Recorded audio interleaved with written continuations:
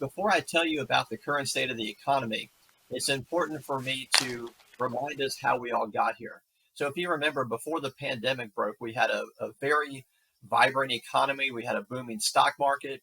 Home prices were trending upward. Interest rates were low. Basically, life was good. We had no concerns whatsoever about the economy. Then, when the pandemic broke in March of 2020, we were forced to shelter in place. We couldn't go out to restaurants. A lot of people lost their job, unfortunately, and it basically put a screeching halt on the economy as we knew it. There also was the passage of the CARES Act, which Congress put into place just within 2 weeks of the pandemic hitting, and that allowed for people to stop making mortgage payments and rent payments and things like that. So during a time when we had both a stoppage of the economy, we also had people stockpiling money. So if you're not paying your mortgage, if you're not going out to movies, you're not going out to restaurants, then people were stockpiling cash. And in this country, we're not really known for our historically high savings rates. So now we had people who were flush with cash and really nowhere to go to spend it.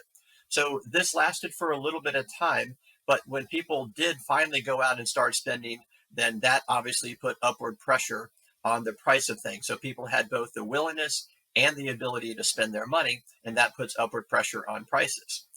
So what happened was now we had a problem with inflation, and inflation had hit a high mark of a 40-year period. So we hadn't seen this in multiple decades.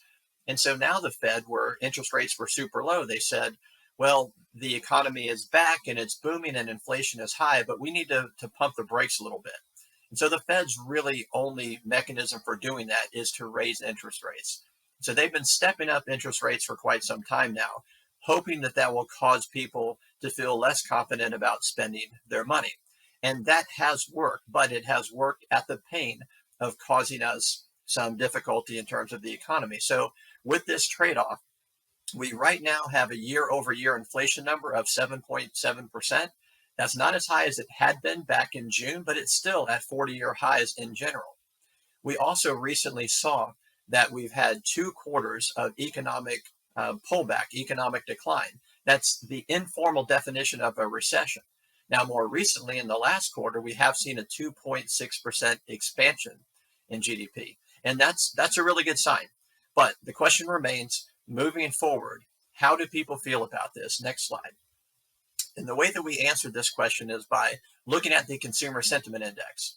So we have captured a screen grab here. And if you look before the pandemic, folks were just very happy with how the economy was going, no concerns whatsoever. When you have no concerns, you're willing to spend money. But if we look at the most recent mark, it's about half of what it was pre-pandemic. And so what this means is that people are very hesitant. They're not bullish about the future. And that is reflective of a economy we need to keep an eye on. Next slide. So if we look at interest rates right now, because the Fed keeps raising interest rates, short-term rates are super high, long-term rates not as bad, because we believe that this is something that we're going to be able to work through in the next, let's say, 1 to 2, maybe even up to 3 years. But we hope that this, if you will, the pig in the belly of the snake is going to work its way through. Next slide, please. Wages have continued to grow. That's exactly what you expect to see. But these wages have continued to go with this price wage spiral, which economists warn is not a good thing, because that just continues. As things get more expensive, you have to pay workers, but as you pay workers more, they have more money to spend. And so you have this wage price spiral, which is not what you want as an economist. Next slide. Overall, the unemployment rate, as I mentioned, it was quite low before the pandemic. You see a massive spike that happened in March of 2020, April 2020, and then it has steadily come down ever since. So that's a very good sign. And you might wonder, well, 3.7%, how does that compare to a historical average? And what we would like to see is about a 5%, what they call a natural unemployment rate. So at a 5%, that means the people who really want jobs have jobs. So we are under that, which is normally the sign of quite a healthy economy. But just last month, we were at 3.5%, so even better. So no real complaints on the unemployment rate, but it has ticked up ever so slightly in the last month. Next slide, please. So let's talk about the real estate market. Next slide. Historically, real estate has very steady returns. Absent the 2008 financial crisis, you really don't see real estate prices drop by more than 10%. I mean, sure, in a selective market here or there, but for the most part, real estate is known for being relatively stable against recessions. Also, notice the black line here. This reflects a very low amount of volatility, whereas the stock market has an incredible high and incredible low. So in your own portfolio this year, most people, if you have just a market-wide index, you've probably lost about 20% in your portfolio. But last year, you've made a tremendous amount of money, maybe in the 30%. So I liken the real estate market to be more like a cruise ship. It turns very slowly. It's large and moves very slowly, whereas the stock market is more akin to a jet ski where it makes sharp turns.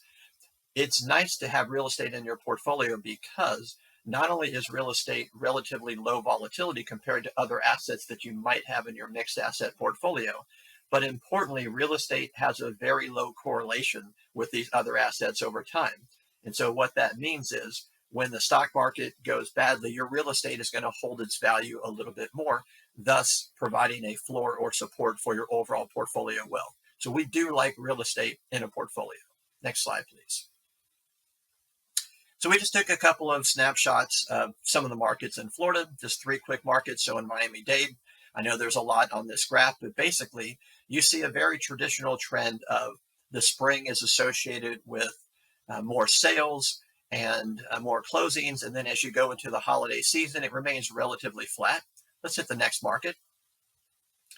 So Broward County, our next market, you see obviously the prices are much lower, but the general trend is still there. We see that asking prices might tick up a little bit recently. However, trading volume, and that's signified by the very bottom of this graph, trading volume has pulled back a little bit. Next slide, please. And so in all of these markets, you see a general trend of people still wanting to get the same price that they had for the real estate, but not being as able to do it now. So we are of the opinion that in these markets, there's going to be a bit of a softening. But let's talk about the net migration. So net migration to Florida is the highest in the nation. People want to go to Florida, and they want Florida for all the reasons you think they want. There's no state tax. There's traditionally quite nice weather, and people are moving to the state. So if you think about it from a basic economics 101 standpoint, people who are moving there are going to demand housing. And anytime you see an increase in demand, you should see an increase in price. Next slide. The other interesting aspect that we have of Florida is you have some places that are just simply have more land available than others. So if you are in a place that is land constrained, in other words, you don't just have vast openness, then you should be a little bit more resistant to an economic pullback. So the net migration is going to help the Florida markets in general. However, if you have wide open land, then we still think there's going to be a softening in real estate prices. Whereas if you're landlocked and you don't have a lot of opportunities, then we think that the softening will be a little bit more gentle.